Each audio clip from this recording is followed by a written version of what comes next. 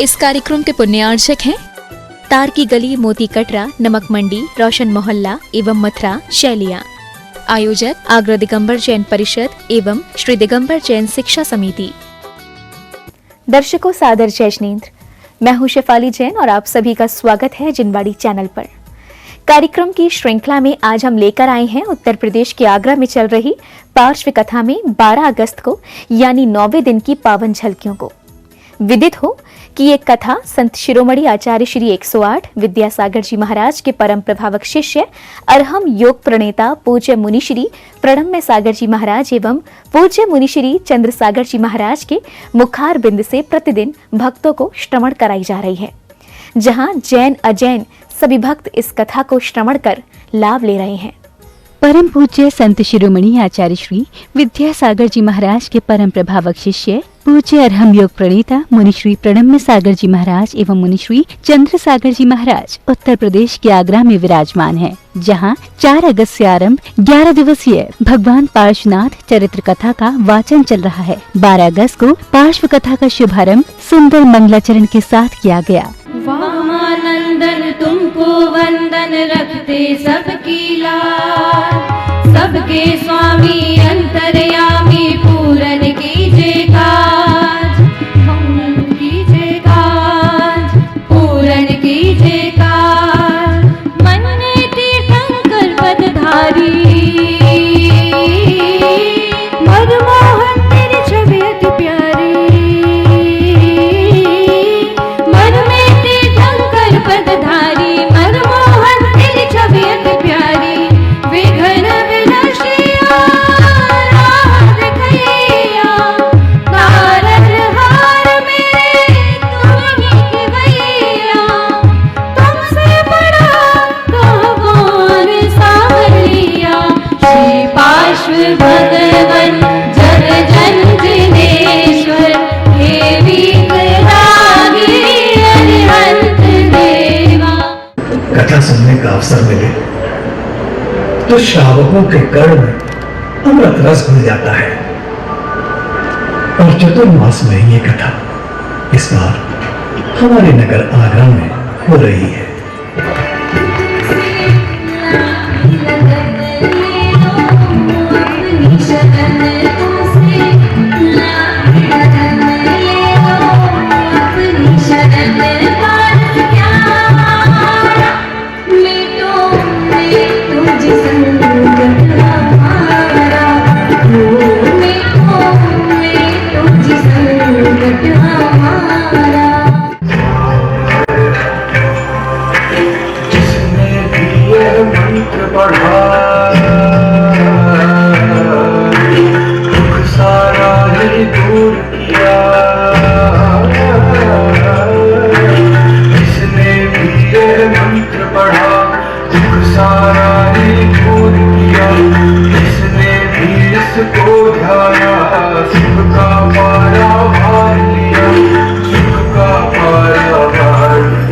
कथा श्रवण करने पधारे गुरु भक्त परिवारों ने पूज्य मुनिवर के श्री चरणों में श्रीफल भेंट कर आशीर्वाद लिया।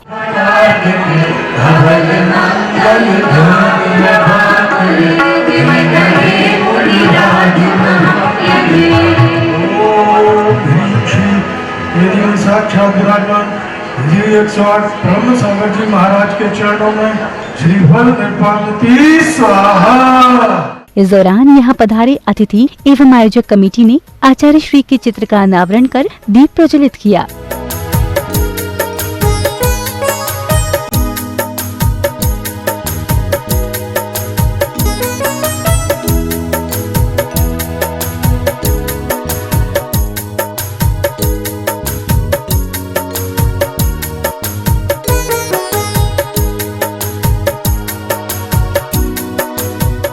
इसके बाद विभिन्न स्थानों से पधारे महानुभावों ने गुरुवर के श्री चरणों का पाद प्रक्षालन कर पुण्य लाभ लिया।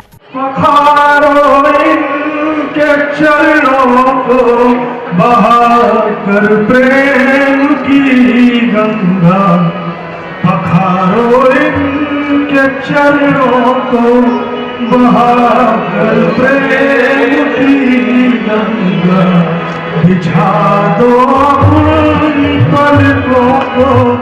अब वह पावन समय आया जब उपस्थित धर्मानुरागियों को मुनिश्री के मुखार बिंद से पार्श्व कथा श्रवण करने का सौभाग्य मिला। कल आप लोगों ने उन मुनि महाराज के वैराग्य का भी भाव सुना था, जो वह वैराग्य की भावना भा रहे थे, 12 भावना भा रहे थे, और 12 भावना भाकर के ही तत्व ज्ञान पूर्वक ही वह दिगंबर दीक्षा, जिन दीक्षा अंगीकार की जाती है। यह एक जैन दर्शन में बड़े बड़े महापुरुषों के माध्यम से घटित होने वाला यह एक बहुत अच्छा प्रक्रम है, जिसके माध्यम से हमें यह पता पड़ता है कि कोई भी तीर्थंकर हो या कोई भी महापुरुष हो, जिन दीक्षा लेने से पहले वह 12 भावना अवश्य भाते हैं।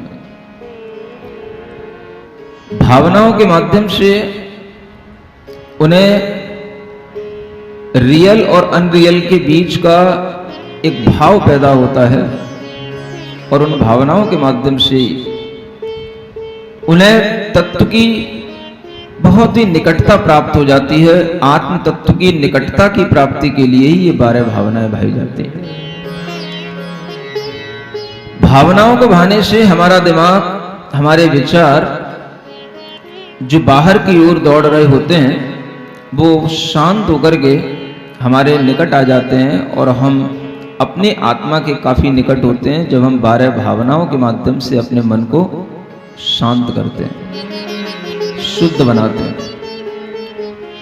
वह 12 भावना जो आपने कल सुनी, और उन 12 भावनाओं के बाद में आगे वह कौन से मुनि महाराज के पास में जाते हैं, दीक्षा लेते हैं। दीक्षा लेने के बाद में उनका मुनि जीवन किस तरह का होता है और वह उस मुनि जीवन में क्या करते हैं, ये अनेक प्रश्न अनेक लोगों के सामने रहते हैं। कई लोगों के सामने ये प्रश्न भी रहते हैं कि मुनि दीक्षा लेने के बाद करना क्या होता है।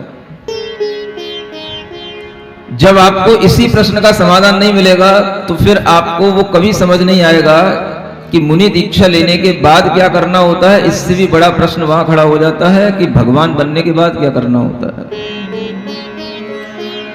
कई लोगों के दिमाग में प्रश्न घूमता है कि सिद्ध परमात्मा करते क्या हैं, और वहां एकांत में बैठे बैठे रहने से कौन सा सुख मिल जाता है। सुख तो हमें यहां मिल रहा है महाराज। जो सुख हमें कथा सुनने में मिल रहा है वो शायद हमें भगवान बनने में भी ना मिले, ऐसा भी कई लोगों को भाव आ रहा है। और उसी सुख की प्राप्ति करने के लिए यहां पर आपको ये बताया जा रहा है कि जब पार्श्वनाथ भगवान की कथा इतना सुख दे रही है, इतना आनंद दे रही है, तो फिर पार्श्वनाथ भगवान को साक्षात कितना आनंद आ रहा होगा, ये आप इसी से विचार कर सकते हैं। उस आनंद को प्राप्त करने से पहले उन्होंने क्या किया और उसके पीछे भी क्या फिलॉसफी है, थिंकर्स, अनेक तरह के फिलोसोफर्स क्या सोचते हैं मुनि महाराज की तपस्या के बारे में, वो भी आपको यहां पर थोड़ा सा बताया जाएगा। बहुत से लोगों की बहुत गलत धारणाएं होती हैं, और इस भोग प्रधान युग में गलत धारणाओं को पैदा करने वाले अनेक थिंकर्स और फिलोसोफर्स भी जन्म लेते हैं। उनके भी व्यू आपके सामने रखे जाएंगे। यह मंगल कथा प्रारंभ करते हैं थोड़ा सा।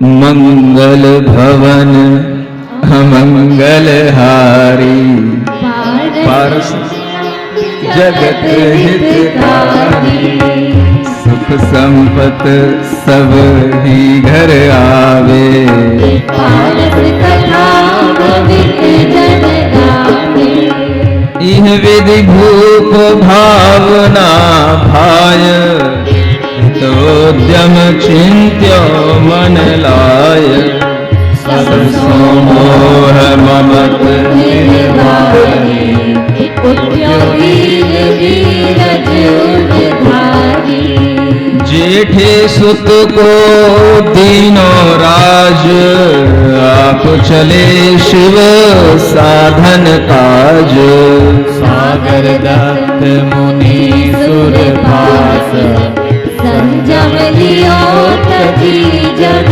आस। घने भूप भूपति के संग धरे महाव्रत निर्भय अंग। अब आनंद महामुनि धीर बन निवास विचरे बन वीर। दुर्धर तप 12 विधि करें विविध संग ममता परिहरें। वह 12 भावनाओं को भाकर के सब परिवार से राजा होते हैं। बहुत बड़ी प्रजा का अनुराग उनके ऊपर रहता है और वह सब प्रजा का अनुराग छोड़ करके अपने घर परिवार के सगे संबंधियों का राग छोड़ करके वह वन में जाते हैं और अपने ज्येष्ठ सुत को राज देकर के बिल्कुल निश्चिंत होकर के एक शायर दत्त मुनीश्वर होते हैं, उनके पास में जाकर के वह दीक्षा ग्रहण करते हैं। और जब राजा दीक्षा लेते हैं तो उनके साथ में और भी जो अनेक राजा जो उनके चरणों में रहते हैं वो भी अपने स्वामी का अनुकरण करते हैं और वो भी दीक्षा उनके साथ में लेते हैं। ये भी एक हमेशा दीक्षा के प्रसंग में देखने को मिलता है। आपको एक याद होगा कि सभी तीर्थंकरों ने भी जब दीक्षा ली है तो उनके साथ में अनेक और भी राजा लोग दीक्षित हुए हैं। एकमात्र तीर्थंकर जिनके साथ में कोई भी दीक्षित नहीं हुआ, जो अकेले ही दीक्षित हुए, वो एक तीर्थंकर थे जिनका नाम है, बताओ है? वर्धमान स्तोत्र पढ़ा करो, कितनी बार कहा, सब ज्ञान मिलेगा उसे। वह भगवान महावीर स्वामी हैं जिनके साथ में किसी भी राजा ने दीक्षा नहीं ली और वह अकेले ही दीक्षा लेकर के 12 वर्ष तक विहार किए, तप किए। यह आनंद मुनि महाराज घने भूप भूपति के संग में बहुत सारे लोग, बहुत सारे राजा उनके साथ में दीक्षित हुए और ये सभी महाव्रतों को धारण किए। निर्भय होकर के अपने उस वन में, जंगलों में, छोटे छोटे ग्रामों में विचरते हुए अपना तप त्याग के साथ में जीवन बिताने लगे और यह उनके जीवन का एक सही तरीका होता है जिसके माध्यम से वो अपना जीवन जीते हैं। आपको पहले भी बताया था कि दिगंबर मुनि हमेशा एक ही लाइन पर चलते हैं और ये ध्यान रखना कि अगर हमें किसी लक्ष्य को प्राप्त करना है तो आपको एक ही लाइन पर चलना पड़ेगा। दुनिया के थिंकर्स आपको कुछ भी कहें, किसी भी रास्ते से चलो, किसी भी गलियों से चलो, किसी भी लाइन से चलो, पहुंचोगे तो वहीं पर। भूल में मत रहना, ऐसा कभी नहीं होता है। हर लक्ष्य को प्राप्त करने की अपनी एक लाइन होती है, अपना एक रास्ता होता है और जब तक उसको प्राप्त करने के लिए बहुत सारे रास्ते निकलते हैं तब तक आप लक्ष्य तक नहीं पहुंच पाओगे। लक्ष्य तक पहुंचने के लिए तो अंत में आपको अल्टीमेटली एक ही रास्ते पर आना पड़ेगा जिसका नाम है जैन धर्म, जिन दर्शन। आप अपनी गलियों में कहीं भी घूम लो, आगरा आने से पहले, एमडी आने से पहले आप कहीं पर भी चक्कर लगा लो, कोई दिक्कत नहीं है। लेकिन जब आपको एमडी जैन के अंदर प्रवेश करना होगा, जब आपको शांतिनाथ भगवान के जिनालय में प्रवेश करना होगा, there is only one way. वहां पर आपको केवल एक ही रास्ता मिलेगा और यही कहा जाता है। दुनिया में आदमी कितना ही भटक ले, कितने ही अन्य रास्तों पर चले जाए, कितने ही अपने अपने तरीके से अपनी अपनी गलियों में रह ले, लेकिन अंत में उसे अगर मुक्ति की प्राप्ति करना है तो उसे एक ही रास्ते पर आना पड़ेगा जिसका नाम है दिगंबर श्रमण धर्म, दिगंबर मार्ग, दिगंबर मुनि धर्म। चाहे आज की बात हो, चाहे पहले की बात हो, यह आनंद राजा भी बहुत पहले काल में भी इन्हीं 12 तपों को धारण करके, पंच महाव्रतों को धारण करके वह दिगंबर दीक्षा अंगीकार करते हैं। आयोजक कमेटी का प्रत्येक सदस्य एवं गुरु भक्त परिवार गुरु चरणों में पार्श्व कथा का आनंद ले रहे थे।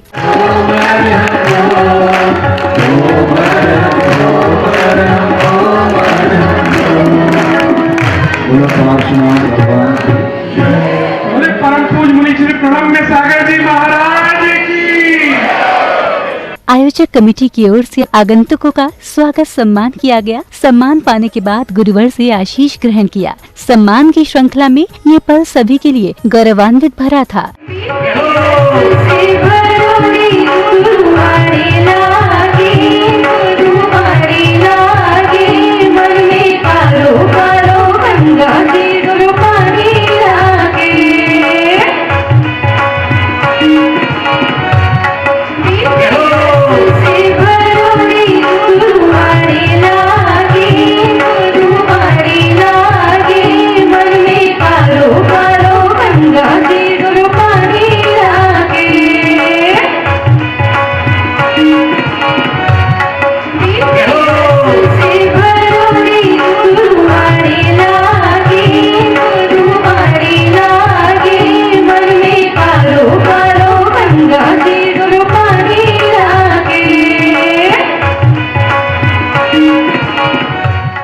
जैन धर्मावलंबियों ने प्रभु पार्श्वनाथ जी की अतिशयकारी प्रतिमा और यहाँ विराजमान पूज्य गुरुदेव की मंगल आरती की। श्रावक श्रेष्ठियों ने गुरुदेव की आरती कर अपनी भक्ति व्यक्त की।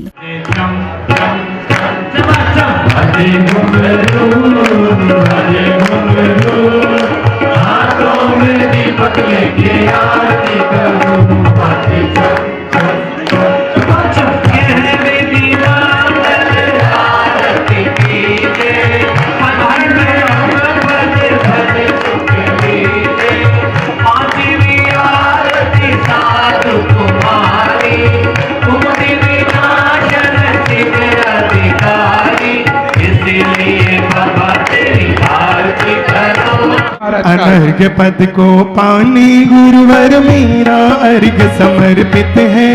जीवन की हरियाली वाली तुम्हें समर्पित है। वही अधूरी जीवन यात्रा पूर्ण से अविराम करो। डूब रहे हैं भव सागर में हमको मुनि द्वय पार करो। हमको मुनि द्वय पार करो।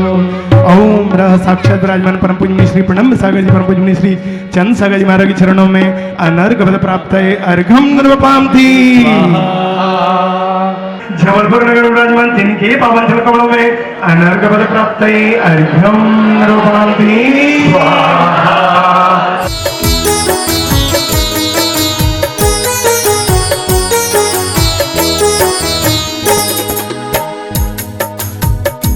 प्रतिदिन गुरुवर के मुखारबिंद से पार्श्व कथा श्रवण करने के बाद भक्तों की खुशी का ठिकाना ही नहीं था। सभी ने अपने भावों के माध्यम से प्रसन्नता व्यक्त की।